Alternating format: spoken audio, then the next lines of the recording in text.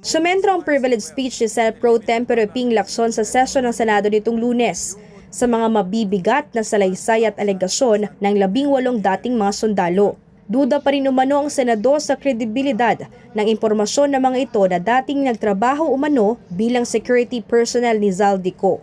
Ayon pa kay Senator Lacson, hindi pa rin tumutugma ang kwento ng ex-marine sa 805 billion pesos na cash deliveries sa mga politiko at personalidad. Aabutin kasi hanggang kalagitnaan ng 2028 bago matapos ang sinasabing paghahatid ng pera. To move this much wealth at a limit of 500 million pesos per day, you would need to make 1,610 deliveries to Zaldico's Valle Verde 6 residence or somewhere else. Unloading, unpacking, repacking, reloading, and again delivering to different individual recipients.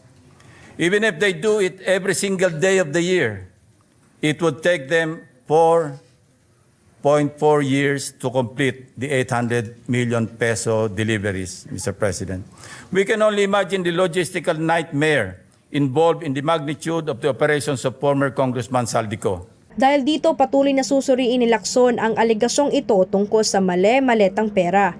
Hindi anya nito layunin na maliitin ang testimonya ng 18 dating sundalo, kundi matiyak na tama ang mga pinanggagalingang impormasyon. Siguradong bibigyang kulay na naman ng mga trolls ang mga tanong na ito.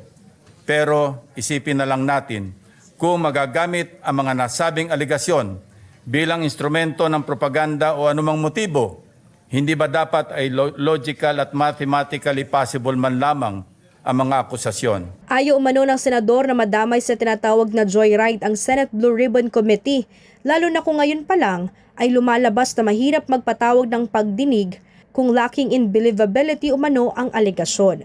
I raise this question to ensure that the testimonies withstand established facts and logic before we even invite them to testify before the Senate Blue Ribbon Committee. Pray tell, Mr. President, if their statements appear to be demonstratively false and physically impossible to accomplish, wouldn't convening a hearing effectively validate and dignify this information? Para sa Diyos at sa Pilipinas kung mahal. Ito si Sheena Torno, SMNI News.